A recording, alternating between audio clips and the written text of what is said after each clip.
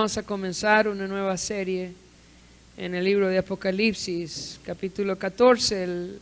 La serie se llama La victoria de los santos. Y es que al pensar en los capítulos anteriores, lo que hemos venido estudiando, al pensar en lo que sucede en el capítulo 11 de Apocalipsis, capítulo 11, versículo 2, cuando el Señor dice que Jerusalén va a ser hollada por los gentiles, va a ser destruida por los gentiles.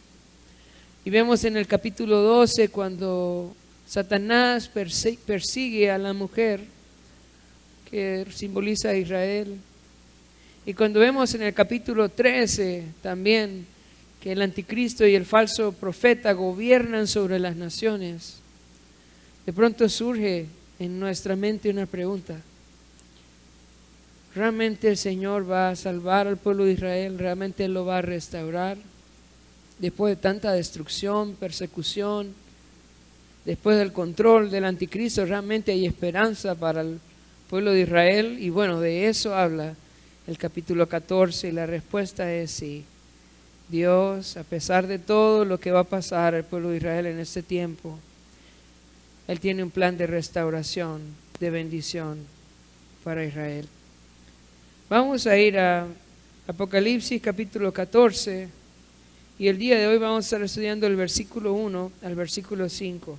Dice: después miré y he aquí el Cordero estaba en pie sobre el monte de Sión, y con él 144,000 que tenían el nombre de él y el de su padre escrito en la frente. Y oí una voz del cielo como estruendo de muchas aguas y como sonido de gran trueno. Y la voz que oí era como de arpistas que tocaban sus arpas y cantaban un cántico nuevo delante del trono y delante de los 4 seres vivientes y de los ancianos. Y nadie podía aprender el cántico, sino aquellos 144,000 que fueron redimidos de entre los de la tierra. Estos son los que no se contaminaron con mujeres, pues son vírgenes. Estos son los que siguen al Cordero por donde quiera que va.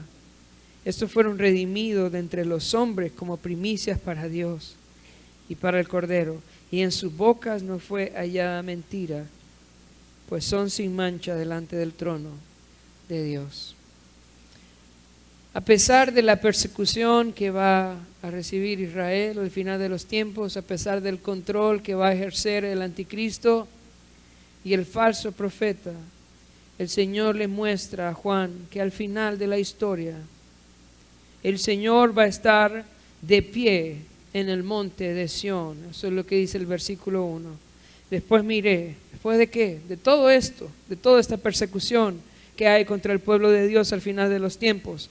Versículo 1, después miré y aquí el Cordero estaba en pie y su posición es una señal de victoria, es una señal de gobierno. Él ha vencido y Él gobierna, Él es victorioso al final de los tiempos. Dice, después miré y aquí el Cordero estaba en pie sobre el monte de Sión. ¿Cuál es el monte de Sión? ¿Qué significa el monte de Sión? El monte de Sión es la ciudad de Jerusalén. Vamos a ir a Zacarías. Vamos a ir a Zacarías y vamos a buscar el capítulo 9. Zacarías capítulo 9, versículo 9.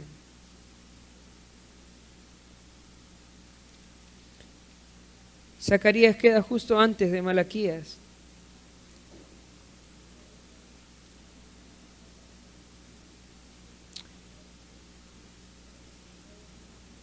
Zacarías capítulo 9, versículo 9 y 10. Dice: alégrate mucho, hija de Sión, da voces de júbilo, hija de Jerusalén. Entonces Sión es Jerusalén. Nuevamente, alégrate mucho, hija de Sión, da voces de júbilo, hija de Jerusalén. He aquí tu rey vendrá a ti, justo y salvador, humilde y cabalgando sobre un asno, sobre un pollino, hijo de asna. Eso sucedió en la primera venida del Señor. Versículo 10, y de Efraín destruiré los carros y los caballos de Jerusalén, y los arcos de guerra serán quebrados, y hablará paz a las naciones, y su señorío, escucha esto, será de mar a mar, y desde el río hasta los fines de la tierra.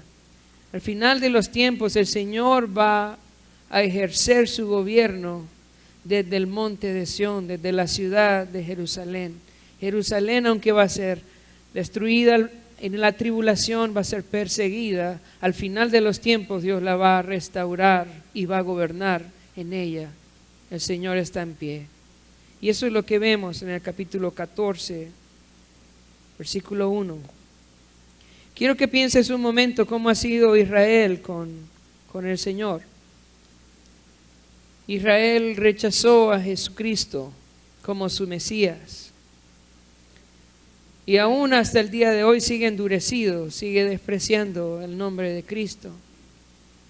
Sin embargo, el Señor promete al final de los tiempos llevarlos al arrepentimiento por medio de todos estos juicios. Y no solo los va a llevar al arrepentimiento, sino que va a restaurar Sión y va a reinar desde Sión. Y de pronto en tu mente hay una pregunta y decís, ¿por qué el Señor hace eso con Israel? Si son tan duros de servir, si tienen un corazón tan duro, ¿por qué? Pero realmente la pregunta más importante no es ¿por qué el Señor hace eso? Realmente lo importante es ver cuán grande es la fidelidad y la misericordia de Dios. Que aun ellos siendo un pueblo duro, siendo un pueblo que le rechazó, aún así el Señor en su misericordia al final de los tiempos les restaura y cumple sus promesas para ellos. Si el Señor va a ser fiel con Israel al final de los tiempos, en restaurarlos como nación y en cumplir sus promesas de gobernar desde ahí a las naciones, yo quiero preguntarte, o quiero que te preguntes esta mañana, ¿no será fiel el Señor con sus promesas para nosotros? Si el Señor va a cumplir sus promesas para Israel, ¿no va a cumplir el Señor sus promesas para nosotros? Y la respuesta es sí. El Señor va a cumplir sus promesas. Cada una de ellas, el Señor va a cumplir sus promesas para nuestra vida. Podemos confiar que el Señor va a cumplir todo lo que Él ha prometido para nuestras vidas. A pesar de que el panorama en el capítulo 11, 12, 13 es muy difícil, el Señor vence y está de pie en Sión. Quiero que pienses un momento en tu vida también hoy. Yo no sé cuál es tu situación hoy, cuáles son tus problemas, tus dificultades, qué cosas estás enfrentando. Pero hay una buena noticia, el Señor un día va a regresar y va a estar en pie en Sión. Y yo necesito ver mis problemas y mis dificultades y mis luchas a la luz de ese día, del día en que el Señor va a regresar y va a estar en pie en Sión. Satanás no va a ganar, el anticristo no va a ganar, el falso profeta no va a ganar. El único que va a estar en pie al final de los tiempos es el Cordero en pie en Sión.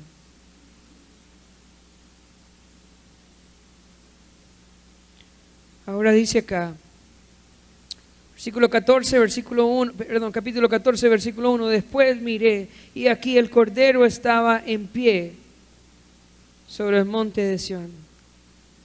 Y con él 144,000 que tenían el nombre de él y el nombre de su padre escrito en la frente.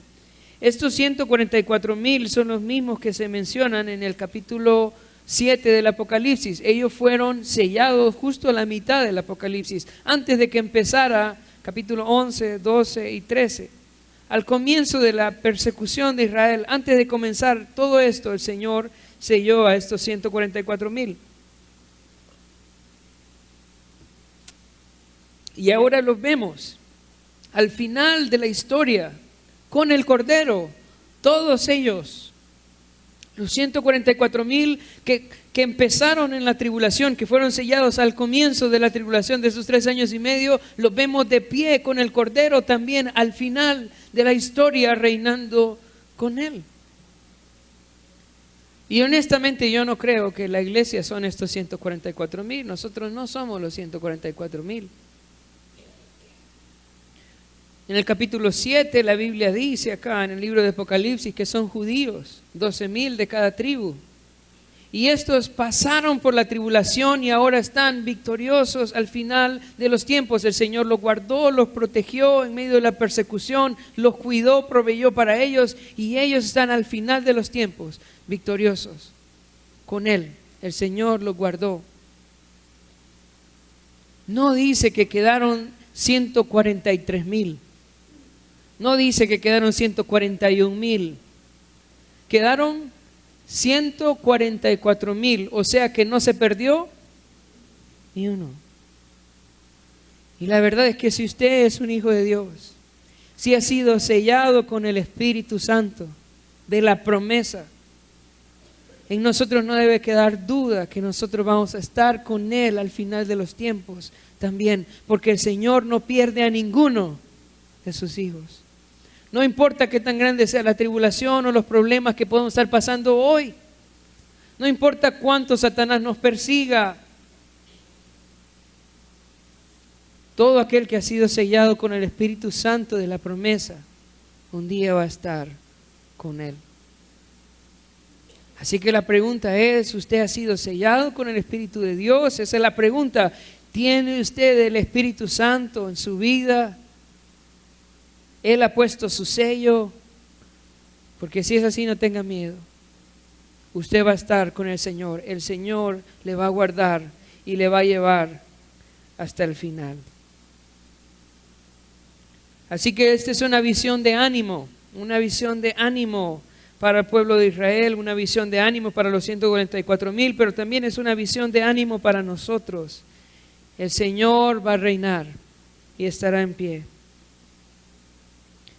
Ahora en el versículo 2 comienza una alabanza, un canto de alabanza.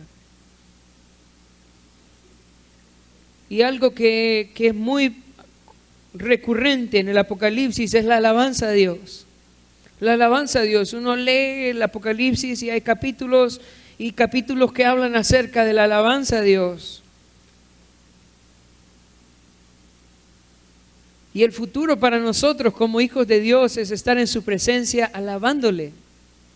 Yo no sé qué tan importante es la alabanza en su vida. ¿Qué tan importante es la alabanza para usted hoy? Pero si usted quiere saber qué vamos a hacer los santos cuando estemos con el Señor, es alabarle.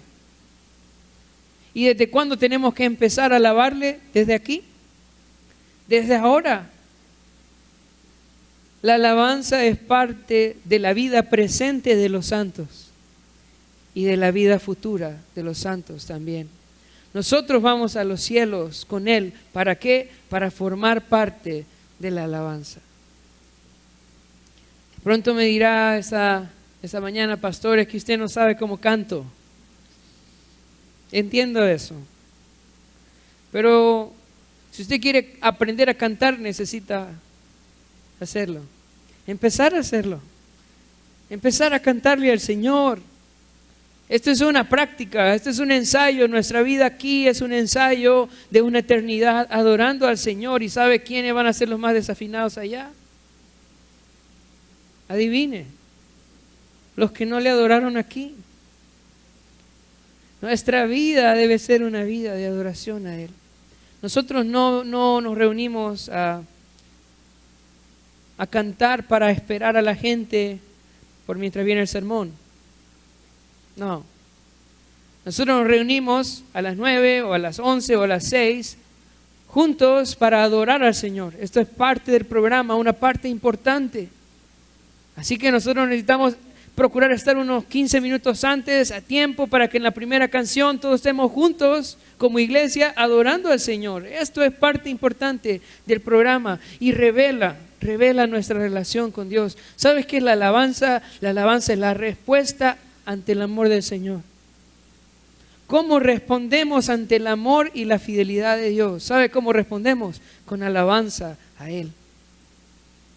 Una característica de que yo estoy agradecido con el Señor ante su fidelidad, ante su amor, es mi deseo de alabarle. Una evidencia de que yo estoy desenfocado en mi vida es mi indiferencia ante la alabanza a Dios. Así que mi alabanza revela también si yo estoy agradecido ante el amor del Señor. Pensando en eso, vamos a ver la alabanza que hay acá en el capítulo 14, versículo 2. Dice: y oí una voz del cielo como estruendo de muchas aguas y como sonido de un gran trueno. Y la voz que oí era como de arpistas que tocaban sus arpas. ¿A cuántos de ustedes les gusta la música suave? Ok, perfecto. Ahora, esta música que aparece aquí no es suave. Dice: y oí una voz del cielo como estruendo, ¿de qué? De muchas aguas. La idea es que usted se pone a la par de una catarata, ¿verdad? Una caída de agua, y se escucha shhh, ¿verdad? No me ajustó el aire, pero esta es la idea, ¿verdad? Es aquella catarata. Y como si no nos quedara claro, dice acá, versículo 2: oí una voz del cielo como un estruendo de muchas aguas y como sonido, dice, de un gran trueno. ¿A cuántos de ustedes le ha caído un trueno cerca? ¿Verdad? Pero no solo un trueno, es un gran trueno. Eso no era una música suave. Yo sé que a nosotros no nos gusta suavecita la música, pero esta alabanza no era suavecita. Era una alabanza potente, una alabanza llena de fuerza, una alabanza llena de volumen. Así es esta alabanza que aparece acá.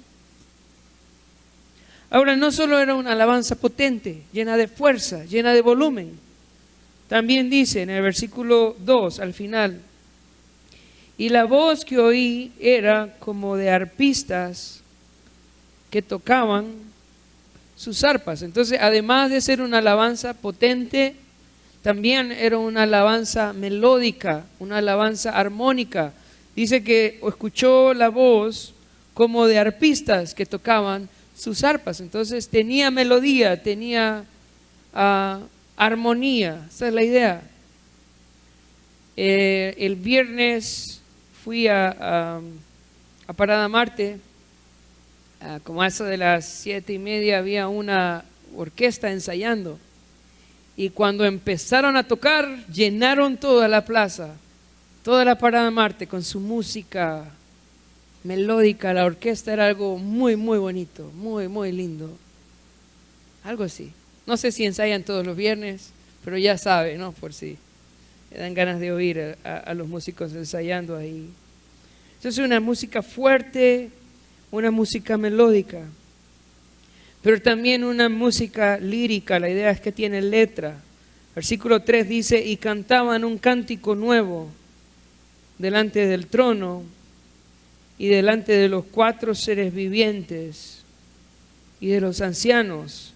Y nadie podía aprender el cántico sino aquellos 144,000 que fueron redimidos de entre los de la tierra. La Biblia no explica quién era el autor del canto. Dice que esta música salía del cielo, delante del trono de los ancianos en el cielo, y que los 144,000 que estaban con el Cordero en Sión aprendieron esta canción. O sea que era una música, una canción que emanaba de los cielos. Y los 144,000 lo que hicieron era aprender esta canción, aprendían esa canción. Y era una canción que solo ellos podían aprender, era una canción especial para ellos. En cierta medida, en nuestra vida, la forma en como nosotros hemos experimentado la fidelidad de Dios es muy particular. Por lo tanto, nuestra gratitud y nuestra alabanza al Señor también es particular. La forma por las cosas por las cuales yo doy gracias al Señor y experimento a Dios todos los días, de pronto no es la misma en la que usted ha experimentado la gracia de Dios. Por lo tanto, su alabanza al Señor, su gratitud al Señor también es particular. las cosas que ellos habían sufrido en la tribulación, estos 144,000, su ministerio, su sufrimiento y la gracia de Dios, su protección, hacían que su alabanza también fuera particular, fuera solamente de ellos. Entonces vemos aquí a ellos alabando. Siempre recuerdo una vez que estaba en el estadio, cuando se hacían unas grandes colas ahí, y todavía se hacen. No es una queja, es solo estaba ahí a las 12 de la mediodía con un gran calor. Y bueno, el sol estaba fuerte y yo tenía aire, pero aún así sentía el calor. Y había a la par mía un hombre grande en un carro chiquito. Y no tenía aire, tenía las ventanas abajo. Y yo escuchaba a ese hombre cantarle al Señor con aquella alegría. Y yo estaba pensando, este hombre no está en ese carrito. Ese hombre está delante de Dios, alabando. Y así es la alabanza, así de importante es.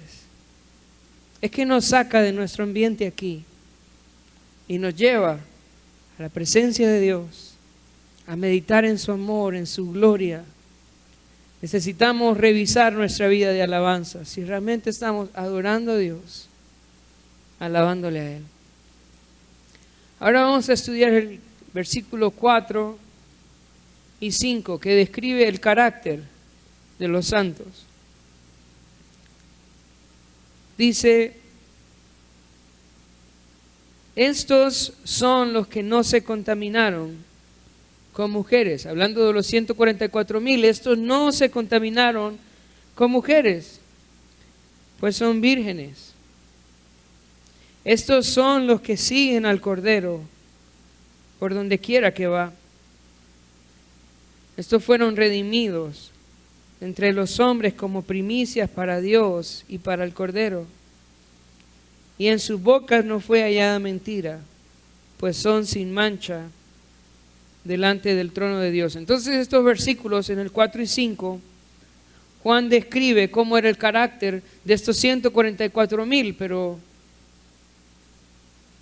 en cierta medida nuestro carácter como cristiano no puede ser diferente al de estos santos que aparecen al final de los tiempos. La primera característica en el versículo 4 dice: estos son los que no se contaminaron con mujeres, pues son vírgenes. Vamos a pensar un poco en esto, porque la verdad es que en el matrimonio no hay contaminación. La Biblia dice en el libro de Hebreos que el matrimonio sea honroso, y el hecho dice sin mancilla, sin contaminación. En el matrimonio la sexualidad es pura, no hay contaminación. Entonces esto no está, en este pasaje no está hablando de como si la sexualidad en el matrimonio fuera algo malo. Lo que está diciendo es que ellos no tenían una conducta sexual inapropiada. Ellos eran puros sexualmente, ¿verdad? Ellos no vivían una vida de fornicación. Y eso pone como número 1 en la lista: ellos no se contaminaron con mujeres. En este tiempo de perversión, al final de los tiempos, en donde hay tanta perversión, ellos se mantuvieron puros. Y si hay una característica que debería ser parte de la vida cristiana, debería de ser una vida sexual intachable, una vida sexual de pureza entre los creyentes, entre cada uno de nosotros, entre nuestros jóvenes. Esto es importante, este es un reflejo de la salvación de una persona que ha sido comprada para el Señor, que lleva una vida sexual que glorifica a Dios, una vida de pureza. ¿Sabes? Todos los pecados son pecado, pero no todos los pecados tienen las mismas consecuencias.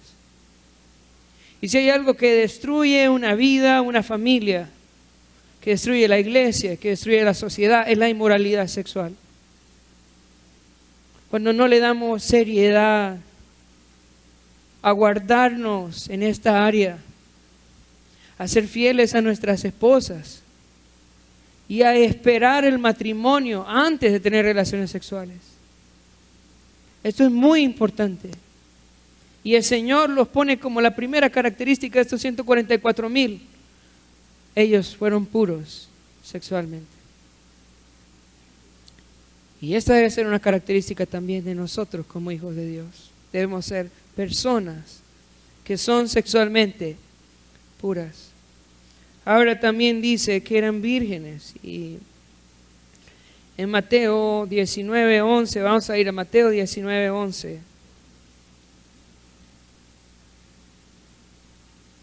El Señor habla de un don que se le da a algunas personas. Esto no es para todos, para algunas personas.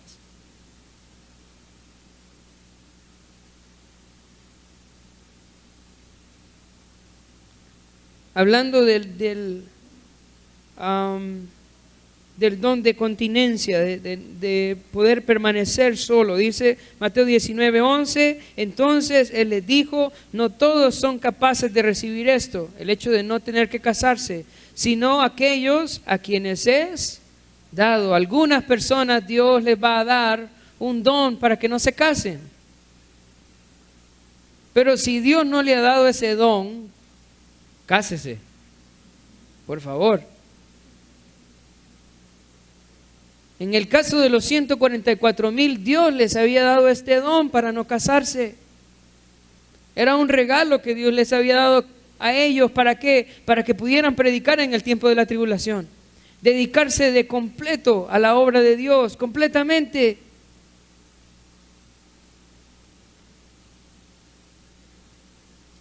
Ahora, si usted no tiene ese don, entonces hay que casarse, ¿verdad? Y si se casa, entonces cuide de su casa, ¿verdad? Porque muchos se casan y después quieren vivir como el apóstol Pablo, ¿verdad? Para arriba y para abajo. ¿Y la familia? ¿Y los hijos? ¿Y la esposa? El apóstol Pablo no estaba casado, podía andar todo el tiempo afuera. Pero si usted se casa, entonces cuide su casa,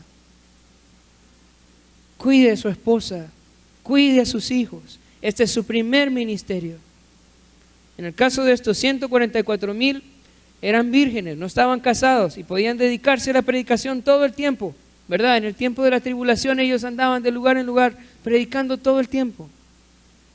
Era un regalo que habían recibido de Dios, pero no todos tenemos ese regalo. Ahora vamos a ir a Apocalipsis, seguir viendo las características. Dice versículo 4, estos son los que no se contaminaron con mujeres, pues son vírgenes. Estos son los que siguen al Cordero por donde quiera que va. Son como el cortejo del Señor, son como la escolta del Señor, andan con el Señor todo el tiempo. Y luego dice, estos fueron redimidos entre los hombres como primicias para Dios y para el Cordero. Antes de comenzar, ¿verdad?, la persecución, ellos fueron sellados y fueron dados al Señor como primicias. La idea de primicias es como ofrenda, como una ofrenda al Señor. Me recuerda lo que el Señor le ha pedido a la iglesia en Romanos 12, cuando dice, os ruego, hermanos, por las misericordias de Dios, que presentéis vuestros cuerpos en sacrificio vivo, que dice, santo, agradable a Dios. Nosotros también debemos ser una ofrenda al Señor. Estos 144,000 eran una ofrenda a Dios. Y nosotros hoy como iglesia también debemos ser una ofrenda al Señor. Versículo 5, y en sus bocas no fue hallada mentira. ¿Sabes? Una evidencia de un creyente clara es que debe ser una persona que habla la verdad. Mentirosos era lo que éramos antes.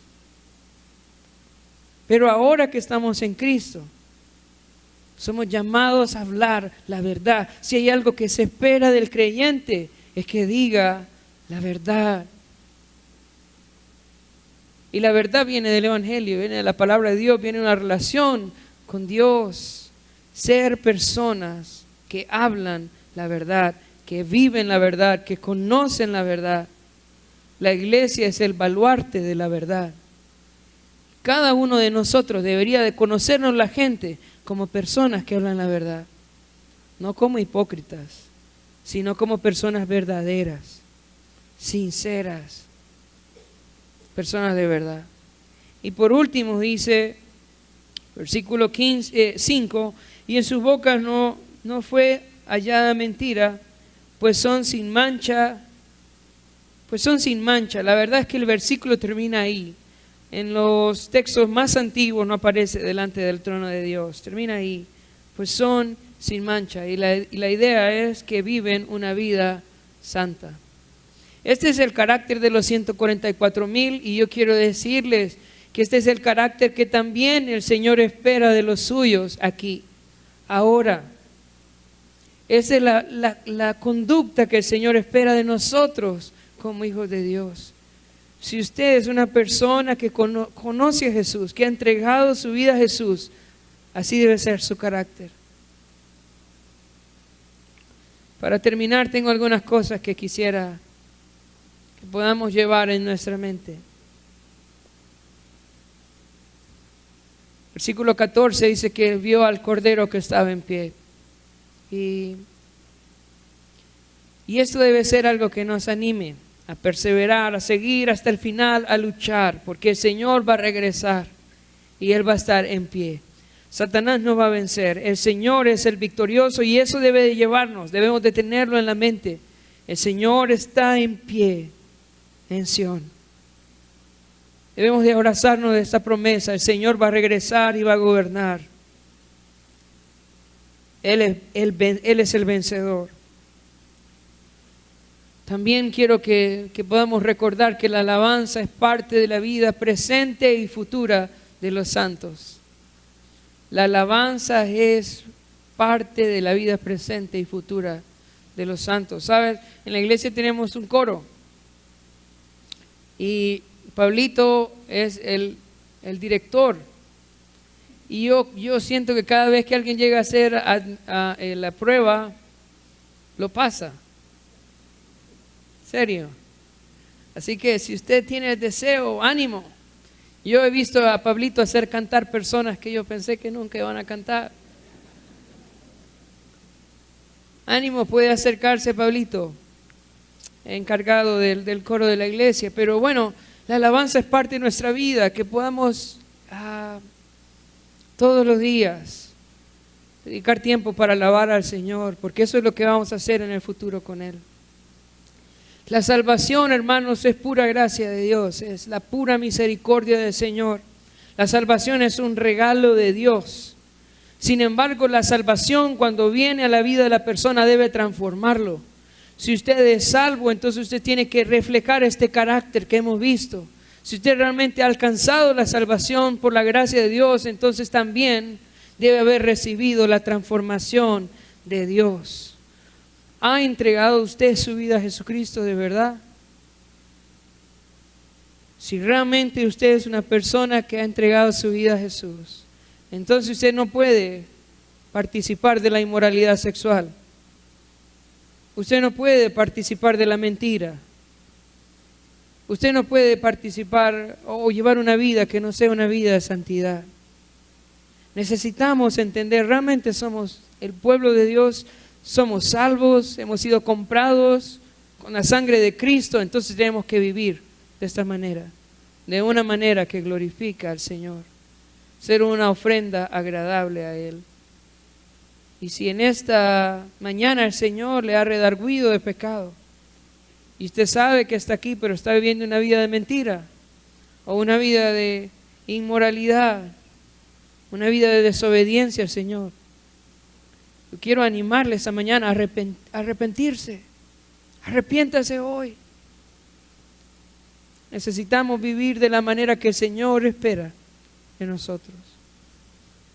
La Biblia dice también en 1 Juan 1:9, si confesamos nuestros pecados, Él es fiel y justo para perdonarnos y limpiarnos de toda maldad.